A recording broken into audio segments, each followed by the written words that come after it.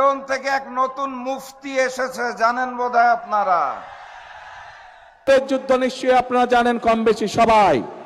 সেই বদরের যুদ্ধে হযরত আয়েশা তার নেতৃত্বে পরিচালিত হয়েছিল। জিয়ার বিএনপি এখন আর নাই, বেগম জিয়ার বিএনপি এখন আর নাই, এখন ভাড়াটিয়াদের বিএনপি।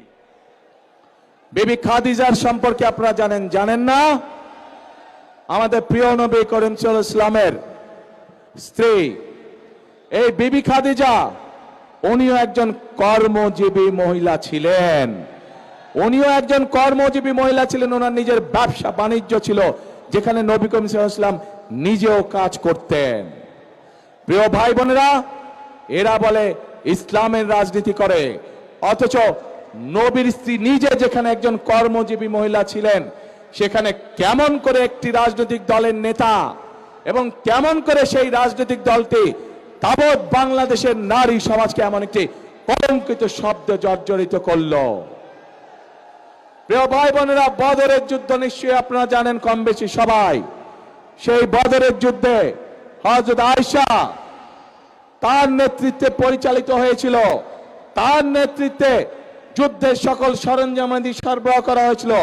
তার নেতৃত্বে যুদ্ধে যারা আহত হয়েছিল সেই মানুষগুলোকে নার্সিং দেওয়া হয়েছিল, ট্রিটমেন্ট দেওয়া হয়েছিল। কাজে আমরা ইসলাম ধর্ম বলে, আমরা আমাদের দেশের সামাজিক অবস্থান বলে, সকল জায়গায় নারীদের একটি শক্তিশালী অবস্থান আছে এবং আমরা কোনোভাবে অস্বীকার করতে পারবো না। এই নারীদের সৈনিক বলতে আমি বলছি বিএনপি। শহীদ জিয়ার বিএনপি এখন আর নাই, বেগম জিয়ার বিএনপি এখন আর নাই, এখন ভাড়াটিয়াদের বিএনপি, মাস্তানদের বিএনপি, ঋণ খেলাপিদের বিএনপি, সন্ত্রাসীদের বিএনপি, চাঁদাবাজদের বিএনপি। দেশের লোকেরা আপনাদেরকে প্রত্যাখ্যান করেছে, যার জন্য আপনাদের মুখে হাসি নাই।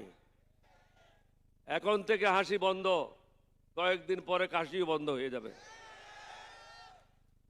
এটার জন্য আমরা দায়ী না, আপনারা নিজেই দায়ী। কারণ আপনারা বলছেন আমাদেরকে সবকিছু করার আগে অনুমতি লাগবে। আপনারা নিজেই বলেছেন, এটা আমরা বলি নাই। আমরা কেন একত্রিত হয়েছি? সবাই মনে করে জামাত ইসলাম মানে মৌলবাদী। একজন আমেরিকান অ্যাম্বাসেডর উইলিয়াম বি মাইলম, তিনি আমার অফিসে আসছিলেন। আমাকে বললেন জামাত ইসলাম তো মৌলবাদী। আমি তুমি ঠিক বলছো, তুমি কি মৌলবাদী না? বলছে না। আমি তুমি মিথ্যা কথা বলছো। তুমি কি তোমার খ্রিস্টানিটিতে বিশ্বাস করো না? বলছে বিশ্বাস করি। তাহলে তোমার খ্রিস্টানিটিতে কতগুলি মূল মন্ত্র আছে না?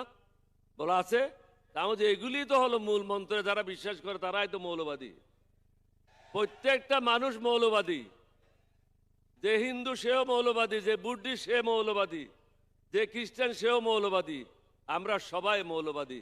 আমি বল তুমি বলতে চাচ্ছ এক্সট্রিমিস্ট। প্রয়োজনে আবারও শহীদ হব, কিন্তু নতুন করে সৃষ্টি হওয়া নব্য জালেমের হাতে আর বাংলাদেশকে দেব না ইনশাআল্লাহ।